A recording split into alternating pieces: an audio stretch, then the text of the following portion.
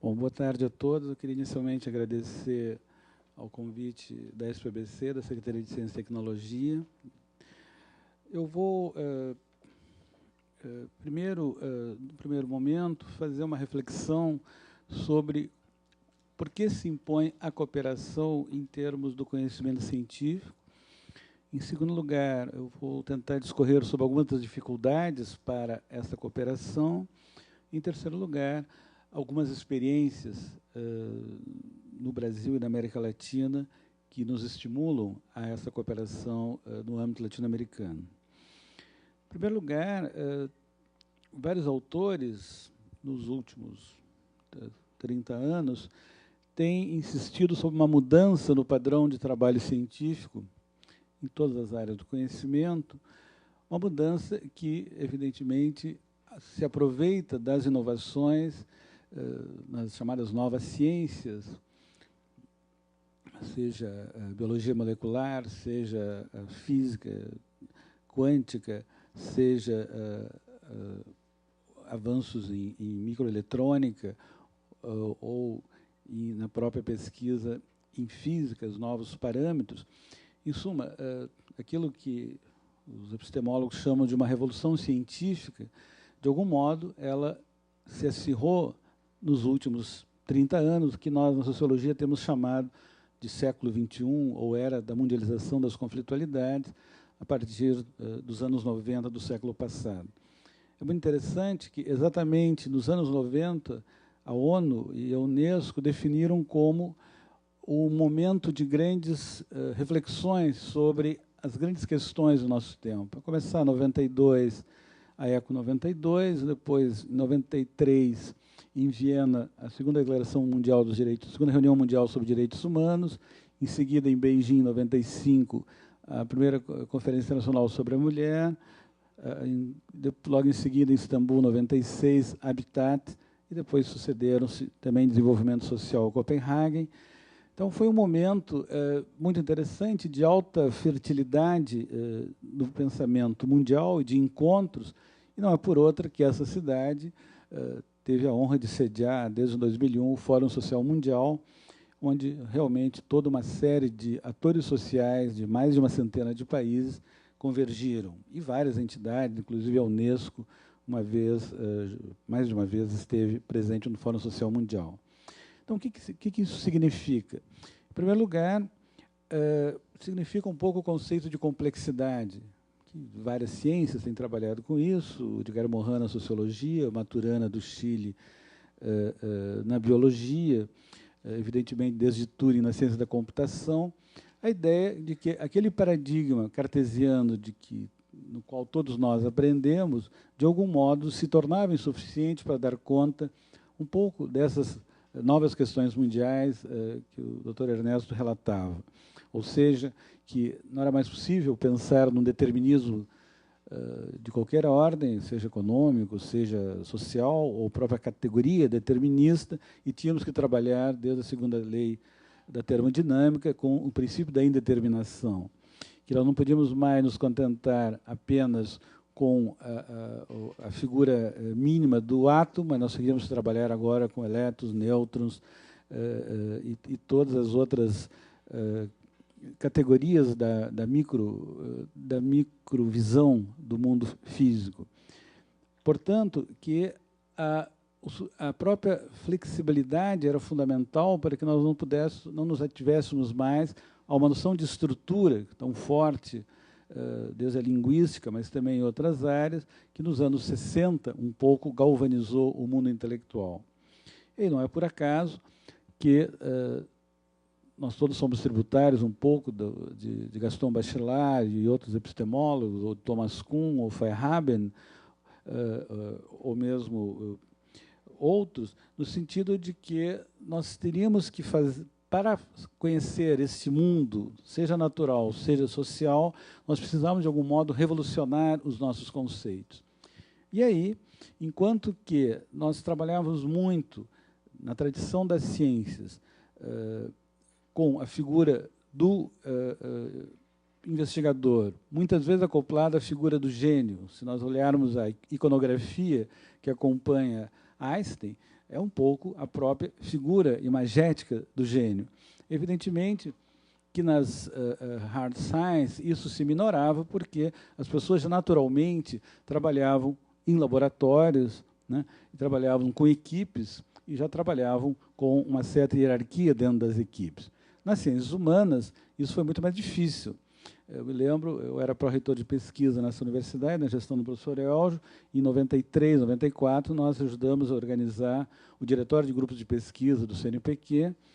E a grande dificuldade que nós tivemos, chegamos a 240 grupos na primeira, seguindo aquela definição que o CNPq nos dá de grupo, né, nós tivemos muita dificuldade na área de humanas, é que as pessoas se trabalhavam isoladamente e se sentiam mônadas do conhecimento.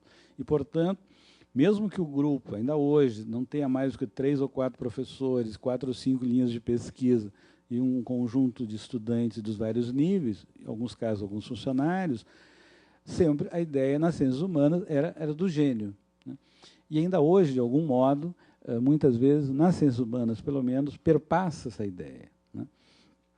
Ora, um pouco mais tarde, sociólogos que passaram, o próprio Morin, depois, como eu vou citar, Manuel Castells, que acompanharam a experiência do Vale do Silício, aquela fusão de vários saberes, de universidades com empresas, com a própria ideia, né, do avanço do conhecimento a partir de experiências muito incipientes, como os próprios avanços da microeletrônica, da ciência da computação.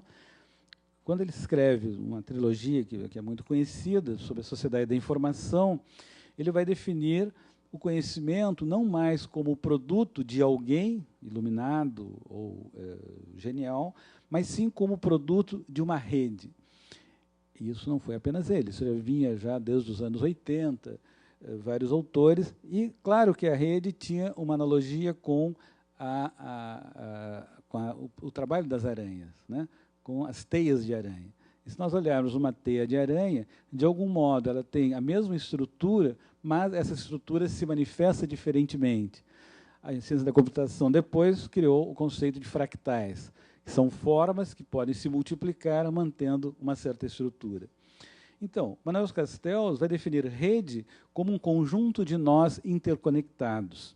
Segundo ele, nó é o ponto do qual uma curva se entrecorta. Esses nós poderiam ser desde indivíduos até grupos de pesquisa. E, portanto, redes são estruturas abertas, ou seja, se supera-se aí a noção de estrutura, seja pela sua rigidez, seja pela sua dificuldade em movimentar-se, né? Sabemos a maior dificuldade de mudar estruturas, né? Portanto, redes seriam estruturas, mas estruturas abertas, e não mais estruturas fechadas, capazes de expandir de forma ilimitada. Novamente, né, no conceito de Kuhn, do paradigma, o paradigma de uma ciência normal ele vai até onde nós temos a revolução científica. Essa revolução científica é quando aquele conjunto de pessoas deixa de acreditar na verdade daquela explicação e passa a uma outra, seja por incongruência entre a teoria e a prática, seja por novos fenômenos. O que realmente o Kuhn não explica, que talvez os sociólogos possam explicar, como Pierre Bourdieu, é as relações de poder que se instauram na manutenção de um paradigma ou na mudança de um paradigma. Então, de algum modo, as redes precisam sempre, no seu movimento, elas são capazes de integrar novos nós e, portanto, de estabelecer uma comunicação e de estabelecer códigos de comunicação. Então, veja, nós estamos aqui com uma... E, obviamente, que isso vem também das redes neurais, que os pesquisadores vão descobrindo cada vez mais, né, na estrutura cerebral humana e não humana. Então, nós temos aí um conjunto de pontos que se ligam e que, portanto, têm uma dimensão aberta, que, portanto, podem trabalhar na indeterminação, podem ultrapassar limites muito mais facilmente e podem conectar diversos saberes. Ou seja, esse conceito de rede ele vai se juntar a um conceito de complexidade, mais ou menos forjado na mesma época, Na América Latina tem o grande Maturana e Varela, no Chile, que foram grandes pesquisadores das neurociências, que mostraram a importância da complexidade. E, na verdade, essa complexidade, novamente, vem a superar o paradigma cartesiano, porque ela não mais reconhece o simples, ela tem que reconhecer o diverso, o multidimensional, seja no ponto de vista do objeto do conhecimento, seja da multiplicidade de abordar a partir do sujeito do conhecimento. E o próprio desenvolvimento da física quântica mostrou algo que a antropologia conhece desde o início do século XIX, que a relação do investigador com o objeto investigado pode mudar o produto do conhecimento. Numa microscopia eletrônica, você talvez gaste mais tempo preparando as amostras do que no próprio processo de observação.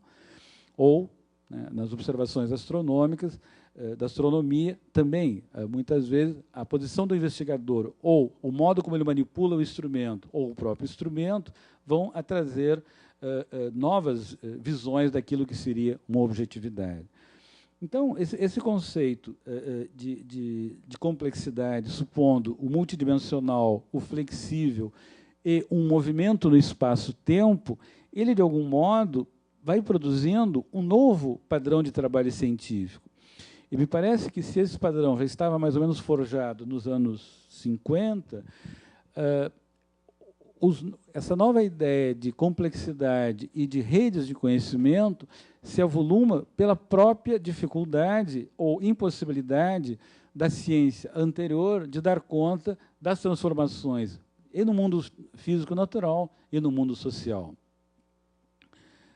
Ou seja, cada vez se percebe mais problemas da fragmentação do conhecimento.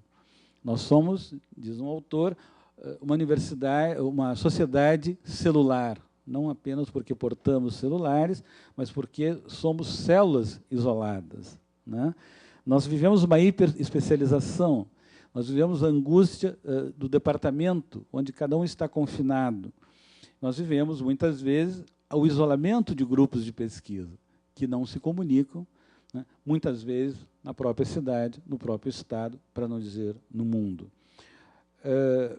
Portanto, há essas novas questões sociais mundiais, como foi falado, a questão da pobreza, da exclusão, mas também das grandes possibilidades que o avanço do conhecimento propicia. Pensemos a informática, pensemos esta pequena máquina aqui. Outro dia estava aqui o professor do Prêmio Nobel Fert, né, cujos trabalhos levaram à possibilidade de um disco rígido, entremeando camadas de ferro e de cromo, se eu bem me lembro, no sentido de potencializar a capacidade de gravação em chips de maiores informações. As discussões que se fazem na URSS, aqui também todo o pessoal de microeletrônica da URSS, sobre os novos materiais que vão superar os silícios, ou os problemas de novos materiais para a condução de eletricidade, e assim por diante. Então, eu acho que nós vivemos um momento muito interessante que a esta sociedade que muitas vezes pouco entendemos, que muitas vezes, pelo menos minha geração, olha os seus filhos, olha os seus alunos como um outro, né, como alguém que não comunga mais os mesmos valores, uma sociedade que, ao mesmo tempo, se universaliza ou se globaliza, mas, ao mesmo tempo, se fragmenta. Então, nós vivemos um pouco nessa ambiguidade, fragmentação, universalização. E o mesmo acontece no plano do conhecimento. Daí que a importância dessa possibilidade de trabalhar em redes. Outro dia, no ILE, a professora Denise Leite apresentava um trabalho da sua pesquisa, inclusive já apresentado no âmbito latino-americano, através de um software, o Mini7, mostrando gráficos de interação entre grupos. Bom, ela comparava grupos de Portugal com grupos brasileiros, talvez ela estava ainda na área da educação. Bom, os grupos portugueses tinham grafos com pontos de interconexão e com a densidade das linhas, que expressava artigos em colaboração, etc., pesquisa em colaboração, muito mais densa do que, por exemplo, os grupos brasileiros. E ela trabalhou com pesquisadores do CNPq, pelo menos da área de pedagogia. Certamente isso é diferente de área a área. Na área da física, essa densidade é muito maior, né? Na área da biologia, na própria área da informática, né? Inteligências artificiais, etc. Nas áreas de humanas, essa abordagem ainda é pequena. E aí eu acho que há diversas dificuldades, seja para nós trabalharmos em rede, seja para nós trabalharmos com a ótica da complexidade no continente latino-americano. A primeira, me parece, é a linguagem. Um tempo nós participávamos do Grupo Montevidéu, e eu me lembro que um grupo de jovens matemáticos do Grupo Montevidéu, que envolve a Universidade Argentina, Uruguai, Paraguai e Brasil, algumas, né? Eles se comunicavam, diziam, não, será que nós podemos falar em inglês? Quer dizer, eles se comunicavam melhor em inglês do que em português ou espanhol, mesmo na matemática, que tem uma alta, né, dose de fórmulas matemáticas, etc. Então, eu acho que uma primeira dificuldade da América Latina, e eu, um tempo que eu era, agora não sou mais, do Conselho Latino-Americano de Ciências Sociais, também fui presidente da Associação Latino-Americana de Sociologia, o português é uma língua tão estranha quanto o mandarim a partir da Bolívia, né? Até Uruguai, Argentina, talvez Santa Cruz do Sul, ainda um pouco falado, ou no Paraguai, na parte de cá. A partir daí, era tão estranho o espanhol, o português, quanto o mandarim, ou o inglês, ou o francês. Nenhum de nós, brasileiros, que andamos por aí, o professor Emir Sader foi secretário executivo do CLACS, no período que eu lá estava, há 6 anos, todos falávamos em espanhol. Então, primeiro, uma dificuldade da língua, assim como pouco se entende o espanhol, a partir de São Paulo, o espanhol é tão difícil de sua compreensão quanto o mandarim ou o catalão, talvez, né? Então, obviamente que o desconhecimento de línguas próximas é também o desconhecimento de culturas próximas. A língua significa uma cultura. Novamente, como quem de nós estudou História da América Latina no ginásio? Não existe mais o ginásio, no ensino fundamental, no ensino médio, né? Nenhum. Nós, aqui no Sul, a gente foi aprender a História da América Latina no tempo da ditadura, que a gente ia comprar livros em Montevidéu, Buenos Aires, mas não existe. É muito recente que, fora nos cursos especializados, haja esse conhecimento. Então, uma dificuldade de diálogo cultural, uma dificuldade de diálogo linguístico, e também há uma questão em relação ao Brasil e aos outros países, que nós vivemos no tempo do Grupo Montevidéu, que é as diversas formas de organização do trabalho acadêmico. Quando que no Brasil você tem estruturas, universidades autônomas, que na realidade são centralizadas, então as políticas derivam de Brasília, né? Nos outros países são universidades autônomas. Então, quando eu dizia que nós, para irmos à Rivera, participar de uma reunião, nós tínhamos que, na época, fazer um pedido 2 meses antes, que o ministro da Educação, até 10 anos atrás, tinha que assinar, para ficar 2 horas em Rivera, senão você podia ser punido por abandono do cargo, etc. Hoje está um pouco mais fácil. Mas, para esses países, era absolutamente estranho alguém não poder vir, olha, eu te convido, te pago a passagem, hotel, churrasco e tudo, e você não vem daqui a 3 dias, por que não? Isso todos nós, em todas as áreas científicas, vivemos. Bom, então, e também eu acho que, nos últimos anos, houve digamos, um olhar muito mais para os centros do capitalismo mundial, como Estados Unidos e Europa, nas universidades brasileiras e também nas grandes universidades latino-americanas.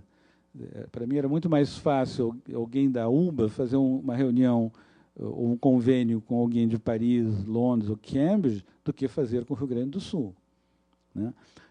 Há uma certa polaridade para o norte. Bom, então, eu acho que são algumas das dificuldades, certamente há outras, mas eu gostaria de falar também das oportunidades que se abrem a partir dessa experiência de cooperação latino-americana. Há experiências muito antigas, né? Entre, por exemplo, os físicos nucleares, essa experiência data dos anos 50, seja com experiências de grupos brasileiros, de grupos que eram muito fortes na Argentina na época. Há uma escola latino-americana de informática, do qual a URGS participava, que também tem alguns anos. Por outro lado, há as associações científico-latino-americanas, que em todas as áreas existem, há vários...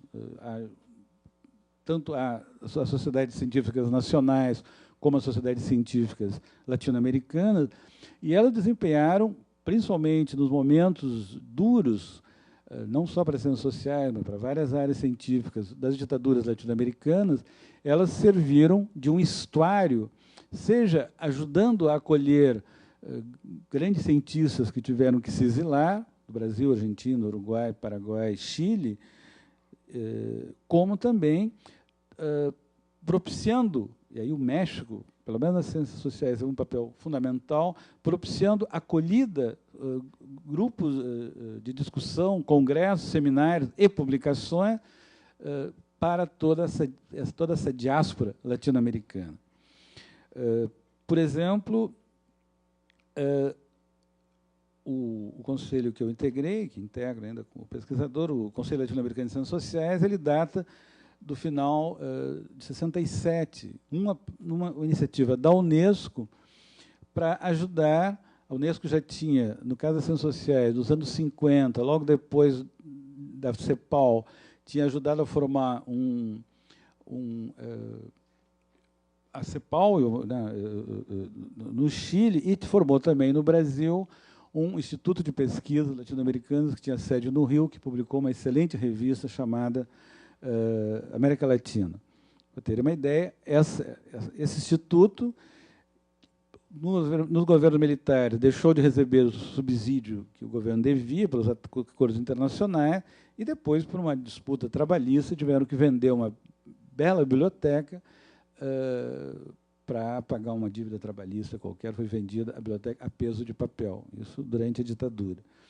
Então, o Claxo, com apoio de entidades internacionais, foi formado em 1967 e hoje abriga mais de 300 centros de investigação com convênios com a Unesco. O professor Emir Sader faz parte do Conselho Mundial do MOS, que é Management of Social Transformation, que é um órgão da Unesco que, ligando ciências físico-naturais com ciências sociais, tenta fazer o desenvolvimento da ciência aplicada ao desenvolvimento, né? Experiências também, por exemplo, da SPBC, um ex-presidente da SPBC, o professor Enio, né? Enio Candotti, há uns 10 ou 15 anos atrás, residiu um ano em Buenos Aires e ajudou a criar lá, na Sociedade Argentina de Ciência, a revista Ciência Hoy. E mais uma ideia de cooperação. Também houve reuniões, eu cheguei a participar, houve 2 ou 3, agora haverá uma outra em novembro, sobre me lembro, entre a SPBC, 5 reuniões. Houve 5 minutos, tá bom. Houve talvez 5 reuniões também, entre a SPBC e a Sociedade Argentina de Ciência, envolvendo todas as áreas do conhecimento, e que mostrava o quanto é possível esse diálogo. Falei já no Grupo Montevidéu, que reúne talvez cerca de 40 universidades do Cone Sul, e, no caso brasileiro, não podia deixar de falar, estaria aqui o professor Elcio Trindade, que foi da comissão, um dos idealizadores da UNILA, atual reitor.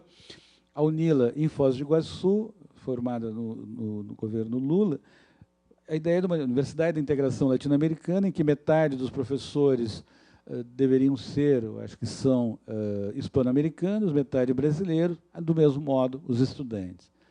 Localizado no momento na tríplice fronteira, mas há outras experiências. A professora Beatriz Lúcia, dessa universidade, ex-diretora do ILEA, foi reitora da Unipampa e também na área da fronteira do Brasil com o Uruguai e Argentina, trabalha. Mas temos uma outra experiência de cooperação, aí não apenas latino-americana, mas com a África, que é a Unilab. em Redenção, no Ceará, o primeiro município no qual foi decretada a abolição da escravatura, e que reúne brasileiros e alunos de países de língua portuguesa. E, finalmente, eu queria falar há um movimento dos Institutos de Estudos Avançados, no qual se insere o ILEA, da URGS. Esses Institutos de Estudos Avançados eles nascem nos Estados Unidos no início do século XX. Em Princeton, principalmente, ele surge com a ajuda do mecenato americano, $6 milhões que um casal deu a um professor que teve essa bela ideia. E, bom, lá esteve Einstein, uma série de outros grandes pesquisadores, mas eles trabalhavam sempre, e daí se formaram 7 ou 8, talvez 12, é uma associação que se chama SOMA, né, que é exatamente a Soma de Institutos Avançados, que envolve 6 institutos norte-americanos e mais alguns europeus vinculados a países, a governos centrais. Só que nos últimos 30 anos, curiosamente, foram criados cerca de 33 institutos de estudos avançados. No caso do Brasil, o primeiro da USP, em 85, voltado à ideia de a universidade ajudar a transição democrática brasileira. O segundo, o ILEA na URGS, criado em 94, e hoje mais 3 existem, na própria UNILA, na Universidade de Brasília, na Universidade de Minas Gerais. O Rio de Janeiro está criando um colégio de estudos avançados e a Universidade do Ceará começa a ter planos. Então, por que estudos avançados e neste momento da história? Exatamente porque todos perceberam, e em Princeton se fala que a grande contribuição de Princeton é o chá das 5, onde as pessoas se encontram, né? Onde o sociólogo encontra alguém da química, alguém da filosofia encontra alguém das ciências hidráulicas, alguém da engenharia conversa com outra pessoa do Instituto de Artes, por exemplo, sobre criatividade na ciência, criatividade nas artes, e assim por diante. Esse encontro que, infelizmente, as nossas universidades destroçaram, né? Aqui nessa universidade, em outras, nós nos conhecemos durante as greves, gloriosas greves, ainda tempo da ditadura, e pela vida fora. Quer dizer, então, há novas experiências desses institutos de estudos avançados, hoje cobrindo 43 ou 44, de Xangai até Buenos Aires, também há um que está começando a ser reativado. Então, uma rede mundial onde a ideia é trabalhar na fronteira do conhecimento, é trabalhar com a complexidade, trabalhar com a multiplicidade e trabalhar com esse encontro de saberes, que já houve no passado. Se nós olharmos a sociologia, no século XIX, ela se nutre dos conceitos de normal e patológico da biologia, né? O Marx se nutre dos desenvolvimentos da geologia, da descoberta da geologia da sua época, de infraestrutura, superestrutura. Nós hoje trabalhamos com a ideia, vindo da física quântica, de microfísica do poder, e assim por diante. Quer dizer, há muitos mais encontros conceituais entre as ciências do que muitas vezes nós nos demos conta. Até porque o nosso ensino, não só de ciências, mas o ensino em geral, ele é muito fragmentado. Nós trabalhamos com uma ideia, no fundo, evolucionista, todos nós aqui estudamos. História da filosofia dos gregos aos nossos dias. História do mundo, dos assírios e caldeus até hoje. História das ciências, dos alquimistas ou dos pitagóricos até hoje. História da arte, né, dos gregos, dos egípcios até hoje.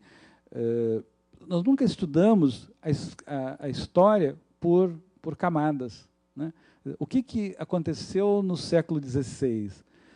Sabemos hoje que os descobridores, os nautas, leram O Elogio da Loucura, de Hilário de Roterdã, leram a Utopia de Thomas More, leram O Príncipe de Maquiavel, 3 livros escritos entre 1510 ou 1530, por aí, obviamente com pessoas que não tinham Facebook, né?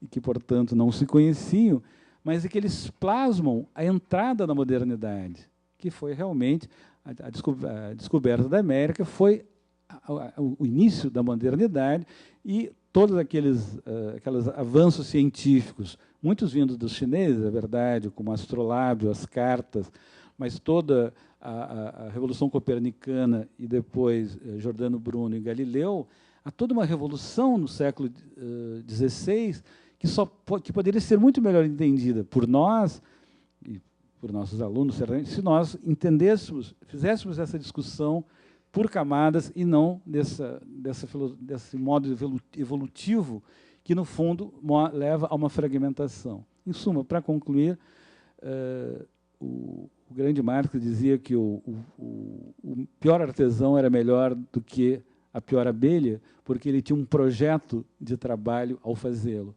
Mas talvez a gente possa ser um pouco mais humilde e observar melhor a sabedoria das abelhas tecendo as suas redes, que talvez elas possam, enfim, nos dar, talvez, o mel do futuro da ciência. Obrigado.